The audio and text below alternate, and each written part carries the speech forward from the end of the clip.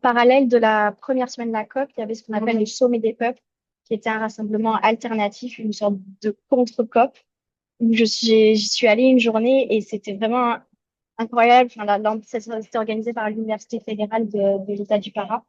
Et il y avait énormément de salles comme celle-ci avec beaucoup de participation. Là, c'était un panel, enfin, c'est toute une journée organisée autour des enjeux du justice climatique féministe. Donc là, c'était des rassemblements de femmes autochtones, de femmes paysannes, voilà, c'était très vivant. Il y a eu une déclaration qui a été publiée il y a quelques jours, justement, qui était un peu le résultat de ce sommet des peuples, qui disait, bon, mais voici les vraies demandes du peuple et qui était supposé montrer aussi le contraste entre ce qui se passe dans la COP et ce qui se passe en dehors. Et il y a eu aussi, à la suite de cette semaine-là, il y a eu le samedi dernier, c'était la marche des peuples, qui était la première grande mobilisation d'ampleur.